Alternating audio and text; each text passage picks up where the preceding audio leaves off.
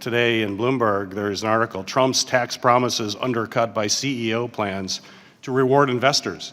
So CEOs are telling us something very different than what we're hearing from the administration. In fact, they're telling us that for most part, if they get this tax break, they're going to do share buybacks. They're probably going to be significant share buybacks. Robert Broadway, Chief Executive of Amgen, said at earnings call that he's been actively returning capital and he's going to continue to do that in the form of dividends and buybacks. Executives from Coca-Cola, from Pfizer, Cisco's CFO, Mr. Kramer, said, quote, we'll be able to get much more aggressive on share buyback after a tax cut. At a November 14 speech to the Wall Street Journal, CEO counseled by Trump's top economic advisor, Gary Cohn, the moderator asked business leaders in the audience to show hands if they had planned to reinvest these tax proceeds. Few people responded. I think a couple hands went up. Another provision, according to this article, that would impose an even lower tax rate on companies stockpiled overseas earnings, giving them an incentive to return trillions of dollars in offshore cash to the U.S., that money is also unlikely to spur hiring because companies are already well capitalized and can bring on as many employees as they need, according to John Shin, who's a foreign exchange strategist at Bank of America Merrill Lynch. In fact, I think he's quoted as saying, companies are sitting on a large amount of cash. They're not financially constrained.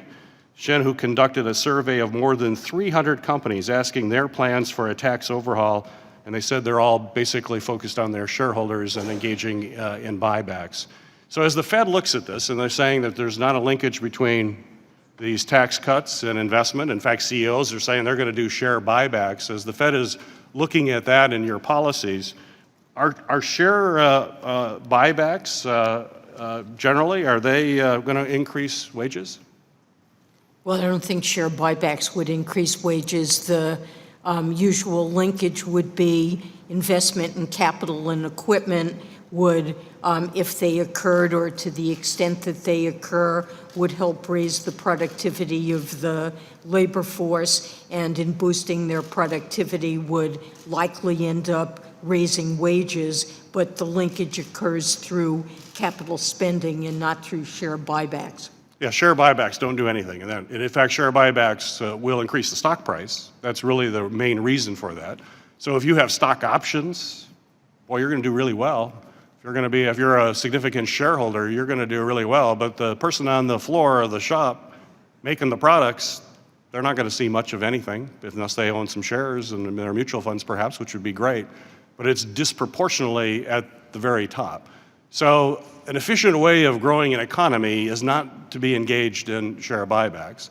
And I would argue, and just your thoughts, and we've talked about the fact that there's less dynamism in the economy as well. And there's certainly a number of economists believe that part of that lack of dynamism is a result of an increasing concentration of capital in fewer and fewer firms. That is true. So that is accurate, that because of that concentration, we're seeing fewer firms, less dynamism, less business formation.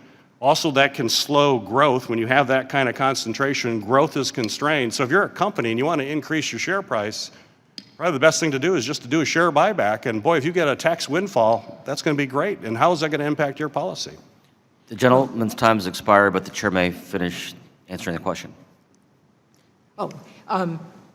So we will, understand there's uncertainty about what the impact of policy will be, and as it unfolds, it will, and we see what those consequences are. We'll try to evaluate it as it occurs, but there's tremendous uncertainty, as I said, based on existing literature. Great. Thank you so much, madam.